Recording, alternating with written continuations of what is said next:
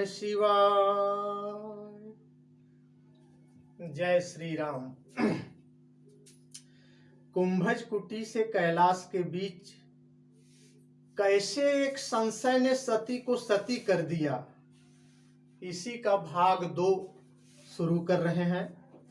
परंतु थोड़ा सा परिचय कुंभज ऋषि के बारे में जान लेना ठीक रहेगा, क्योंकि इन्हीं के आश्रम में शिव जी सती संग राम कथा का रसपान किए थे। कुंभज ऋषि को अगस्त ऋषि भी कहा जाता है। इनके प्रादुर्भाव की कथा बड़ी ही रोचक है। देखिए, मित्र तथा वरुण नामक देवताओं का अमोघ तेज एक दिव्य कलश में पूंजीभूत हुआ, अर्थात एक घड़े में केंद्रित हुआ। उसी कुंभ के मध्य भाग से महर्षि अगस्त्य का प्रादुर्भाव हुआ। तो इस प्रकार कुंभ से उत्पन्न होने के कारण ये कुंभज कहलाए। ये महातपा ऋषि थे। एक बार समुद्रस्थ यानी समुद्र में ही स्थित रहने वाले राक्षसों से घबराकर देवगण इनकी शरण में गए और अपना दुखड़ा सुनाया। फलस्वरूप ऋषि कुंभज सारा समुद्र ही पी गए, जिससे जलाश्रयी राक्षसों का विनाश हो गया। अब त्रेता युग की बात है। भगवान श्री राम भी वनगमन के समय इनके आश्रम में पधारे थे और दर्शन देकर ऋषि का जीवन कृतार्थ किया था प्रभु ने। अब भगवान शंकर भी इनके आश्रम में कुछ दिन रहे, फिर मुनि से विदा मांगा और मांगकर सती जी के साथ अपने घर कैलाश को प्रस्थान किए कि बीच रास्ते में ही दंडक वन में सती जी को संशय हुआ। संशय यह हुआ कि एक राजपुत्र को वियोगग्रस्त देखकर शिव जी ने जय सच्चिदानंद जग पावन कहते हुए प्रणाम किया।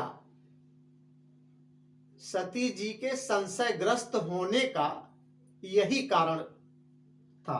सती के मन में अपार संदेह हुआ। शिव जी ने बहुत बार समझाया कि ये ही मेरे इष्ट देव रघुवीर जी हैं।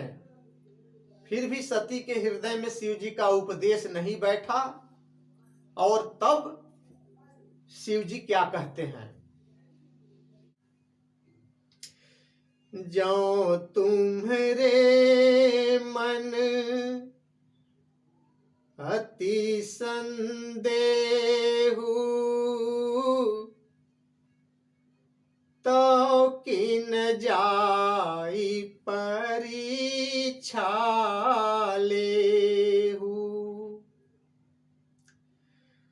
तब लगी बैठ अहं बट छाही, जब लगी तुम हो मोहि पाही। जो तुम्हारे मन में संदेह है तो तुम जाकर परीक्षा क्यों नहीं ले लेती। तब तक मैं इसी बड़ की छांव में बैठा हूं, जब तक तुम वापस नहीं आ जाती। जैसे जाय मोह भ्रम भारी, करेहु सो जतनु विवेक विचारी। जिस प्रकार से तुम्हारा मोह अज्ञान दूर हो, तुम्हारा भ्रम जैसे भी दूर हो, वैसा ही बुद्धि से विवेक से विचार करके वही जतन करना, जिससे तुम्हारा भारी भ्रम दूर हो जाए। चली सती शिव आय सुपाई, करहि विचारु करऊं का भाई। शिव जी की आज्ञा पाकर सती जी चली और मन में विचार करते चल रही हैं कि क्या करूं, किस तरह से परीक्षा लूं। यहाँ शंभु अस मन अनुमाना, दक्ष सुता कै नहीं कल्याणा, मोरे हु कहे न संशय जाहि, विधि विपरीत भलाई नाही, होई सोई जो राम रचि राखा, को करि तर्क बढ़ावे साखा, हस कही लगे जपन हरि नामा, गई सती जह प्रभु सुख धामा। शिव जी ने मन में ऐसा अनुमान किया कि दक्ष कन्या सती का अब कल्याण नहीं है। मेरे समझाने से भी जब संदेह दूर नहीं होता, तब मालूम होता है कि विधाता ही उल्टे हैं। जो कुछ राम ने रच रखा है अब वही होगा, तर्क करके कौन शाखा बढ़ावे। मन में ऐसा कह करके शिव जी भगवान श्री हरि का नाम जपने लगे और सती जी वहां गई जहां प्रभु श्री रामचंद्र जी यानी सुख के धाम प्रभु श्री राम थे। पुनि पुनि हृदय विचार करी, धरि सीता कर रूप, आगे होई चली पंथ तेहि, जेहि आवत नर भूप।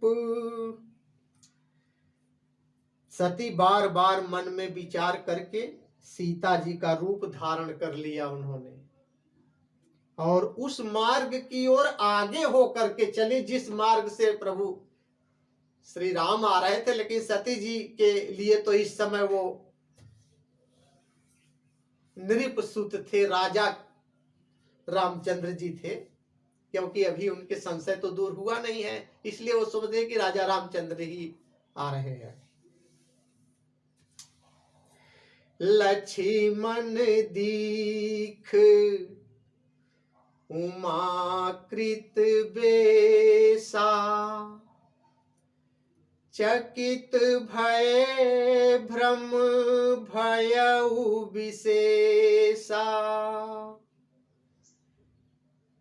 कही न सकत कछु अति गंभीरा, प्रभु प्रभाव जानत मति धीरा। सीता जी के बनावटी रूप को देखकर लक्ष्मण जी चकित हो गए। उन्हें हृदय में बड़ा भारी भ्रम हो गया, वे बहुत गंभीर हो गए, कुछ कह न सके। धीर बुद्धि लक्ष्मण जी जानते थे कि प्रभु रघुनाथ जी के स्वभाव को प्रभाव को सब जानते थे, इसीलिए वो गंभीर हो गए, कुछ बोले नहीं। सती कपट जाने सुर स्वामी, सब दर्शी सब अंतर जामी। सुमिरत जाहि मिटई अज्ञाना,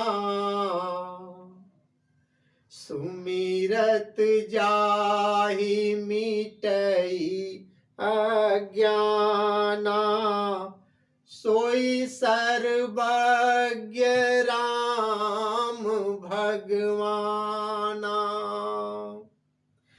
जिनके स्मरण मात्र से अज्ञान का नाश हो जाता है, वही प्रभु श्री राम वही प्रभु श्री रामचंद्र जी हैं, ऐसा लक्ष्मण जी मन में समझ रहे हैं। तभी वो चकित हैं कि सती कीन्ह चह तहु दुराऊ, देखो नारी स्वभाव प्रभाव, कि स्त्री स्वभाव का असर तो देखो, कि वहां भी यानी उन सर्वज्ञ भगवान श्री राम के सम्मुख भी सती जी छिपाव करना चाहती हैं। निज माया बल हृदय बखानी, बोले बिहसी राम मृदु बानी, जोरी पानी प्रभु कीन्ह प्रणामु, पिता समेत लीन्ह निज नामु।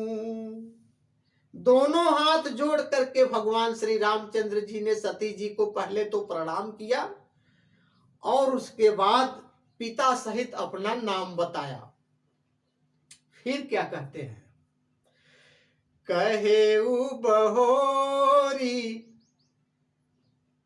कहाँ वृष के तू, विपिन अकेली फिरहु के ही हेतु। फिर कहा वृष के तो शिव जी कहाँ हैं, आप यहाँ वन में अकेली किस लिए फिर रही हैं। बड़े ही गूढ़ गंभीर और मीठे वचन से उन्होंने ये वाणी बोला। राम बचन मृदु गूढ़ सुनी,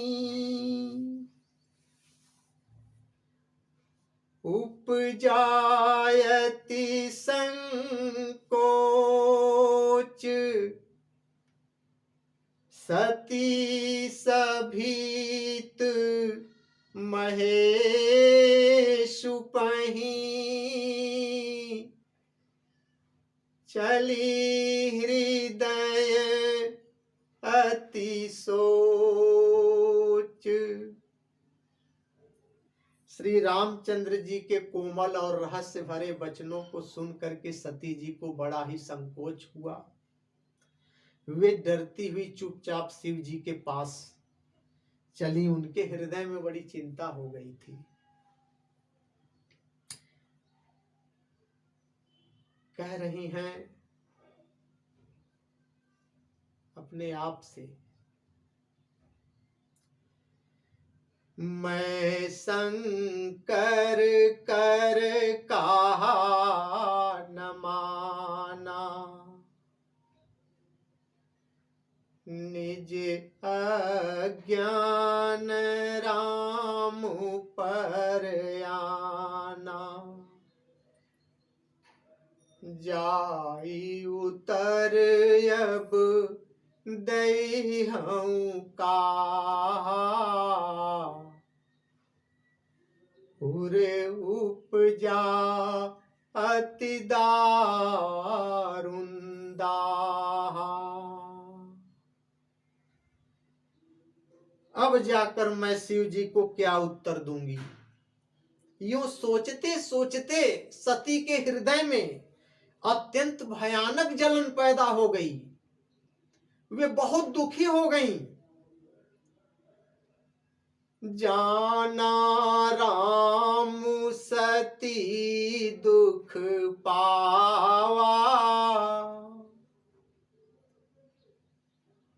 जाना राम सती दुख पावा, निज प्रभाव कछु प्रगट जनावा। प्रभु श्री रामचंद्र जी यह समझ गए कि सती जी को अत्यंत ही दुख हुआ है, इसीलिए सती जी के हृदय को और हृदय में व्याप्त उस चिंता को दूर करने के लिए उन्होंने अपने प्रभाव से कुछ कौतुक बस उन्होंने कुछ अपना प्रभाव दिखाया। तो सती जी देख क्या रही है प्रभु श्री राम का प्रभाव से कि सती दीख कौतुक मग जाता, आगे राम सहित श्री भ्राता, जह चितवहि तह प्रभु आसीना, सेवहि सिद्ध मुनीस प्रवीणा,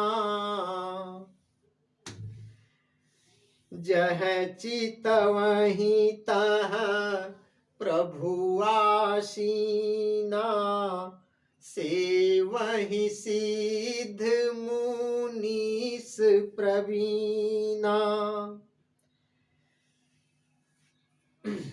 जहां देख रही हैं तहां प्रभु श्री रामचंद्र जी नजर आ रहे हैं और उनको सिद्ध मुनीस सब उनकी सेवा कर रहे हैं। भगवान श्री राम लक्ष्मण सहित सीता जी के साथ सुंदर वेश में आगे पीछे दाएं बाएं हर जगह विराजमान हैं। यही दृश्य सती जी देख रही हैं। प्रभु श्री रामचंद्र जी भगवान जी ने सोचा कि इस तरह से हमारा सच्चिदानंदमय स्वरूप देख करके सती जी के हृदय को में जो इतनी चिंता व्याप गई है वो थोड़ी बहुत हल्की हो जाएगी और सती जी अपने सहज और सामान्य स्थिति में आ जाएंगी। दोहा नंबर 54वां श्री रामचरितमानस के बालकांड का दोहा नंबर 54वां देखिए। सती विधात्री इंदिरा,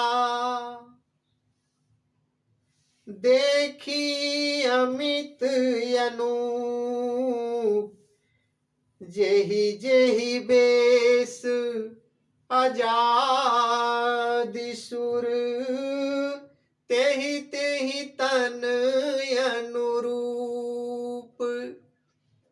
समस्त देवताओं को प्रभु श्री रामचंद्र जी के चरणों में सेवा करते हुए उन्होंने देखा